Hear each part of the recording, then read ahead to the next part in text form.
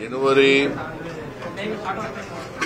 26ನೇ ತಾರೀಕು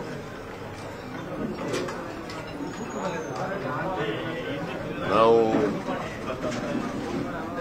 ಇಡೀ ದೇಶದಲ್ಲಿ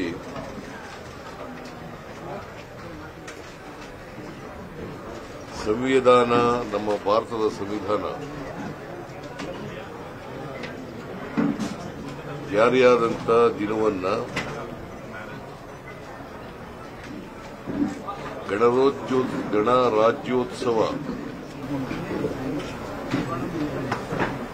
ಗಣರಾಜ್ಯೋತ್ಸವ ದಿನವನ್ನಾಗಿ ಆಚರಣೆ ಮಾಡ್ತಾ ಇದ್ದೀವಿ.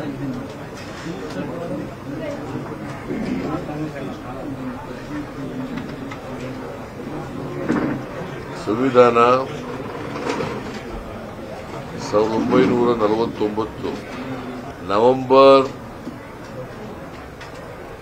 25ನೇ ತಾರೀಕು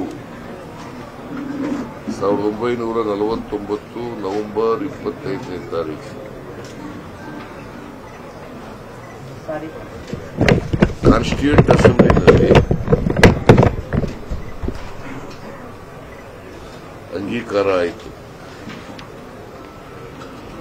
ಕಾನ್ಸ್ಟಿಟ್ಯೂಂಟ್ ಅಸೆಂಬ್ಲಿನಲ್ಲಿ ಸಂವಿಧಾನ ಅಂಗೀಕಾರ ಆದಂತ ದಿನ ನವೆಂಬರ್ 25, 1949. ಆದರೆ ಜಾರಿ ಬಂದದ್ದು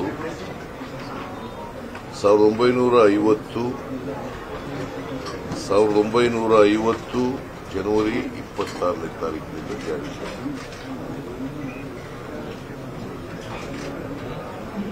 ಈ 26ನೇ ತಾರೀಕಿಗೆ, ಜನವರಿ 26ನೇ ತಾರೀಕಿಗೆ ಸಂವಿಧಾನ ಜಾರಿಯಾಗಿ 75ನೇ ವರ್ಷಕ್ಕೆ ಕಾಲಿಡ್ತಾ ಇದೆ. ಅಂದ್ರೆ ಅಮೃತ ಮಹೋತ್ಸವವನ್ನು ವರ್ಷ ಆಚರಣೆ ಮಾಡ್ತಾ ಇದೆ.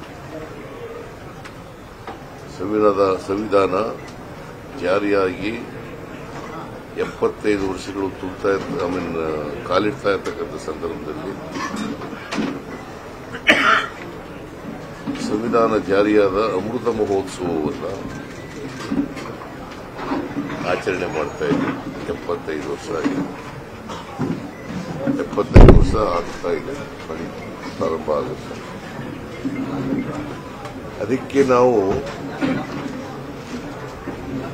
ಇಡೀ ರಾಜ್ಯಾದ್ಯಂತ, ಇಡೀ ಕರ್ನಾಟಕ ರಾಜ್ಯಾದ್ಯಂತ 31 ಜಿಲ್ಲೆಗಳನ್ನು ಕೂಡ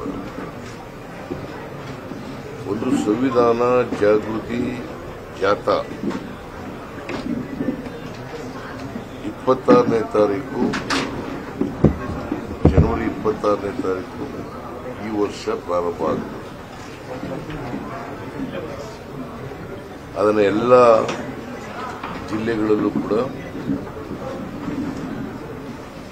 ಜಿಲ್ಲಾ ಮಂತ್ರಿಗಳು ಚಾಲನೆಯನ್ನು ಕೊಡ್ತಾರೆ. ಎಲ್ಲ ಜಿಲ್ಲಾ ಮಂತ್ರಿಗಳು ಆಯಾಯ ಜಿಲ್ಲೆನಲ್ಲಿ ಚಾಲನೆಯನ್ನು ಕೊಡ್ತಾರೆ.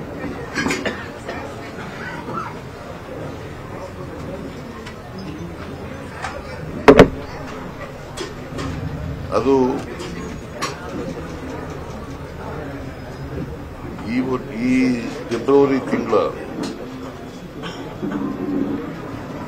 24-25 ಕೂಡ ನಡೀತದೆ. ಸುಮಾರು 25 ದಿನಗಳು, 27 ಡೇಸ್, 27 ದಿನಗಳು ಇಡೀ ರಾಜ್ಯದಲ್ಲಿ ಎಲ್ಲ ಗ್ರಾಮ ಪಂಚಾಯಿತಿಗಳ ಮಟ್ಟದಲ್ಲಿ 6,000 ಗ್ರಾಮ ಪಂಚಾಯಿತಿಗಳು, ಸುಮಾರು 6,000 ಚಿಲ್ಲರೆ ಗ್ರಾಮ ಪಂಚಾಯಿತಿಗಳಿದ್ದಾವೆ. ಎಲ್ಲ ಗ್ರಾಮ ಪಂಚಾಯಿತಿಗಳಿಗೂ ಕೂಡ ಹೋಗುತ್ತೆ ಇದು ಜಾಥಾ. ಕನ್ನಡಿಗರ ಮೆಚ್ಚಿನ ನಿಮ್ಮ ನ್ಯೂಸ್ 18 ಕನ್ನಡ ಈಗ ವಾಟ್ಸ್ಆಪ್ನಲ್ಲಿಯೂ ಲಭ್ಯ. ಕರ್ನಾಟಕ ಮತ್ತು ದೇಶ ವಿದೇಶದ 360 ಡಿಗ್ರಿ ಸುದ್ದಿ ವಿವರವನ್ನ ನೀವು ನಿಮ್ಮ ಕೈ ಬೆರಳುಗಳಲ್ಲಿಯೇ ಪಡೆಯೋದಿಕ್ಕೆ ಈ QR ಕೋಡ್ ಅನ್ನು ಸ್ಕ್ಯಾನ್ ಮಾಡಿ. ನಮ್ಮ ಚಾನೆಲ್ ಅನ್ನು ಫಾಲೋ ಮಾಡಿ, ನೋಟಿಫಿಕೇಶನ್ ಆನ್ ಮಾಡಿ.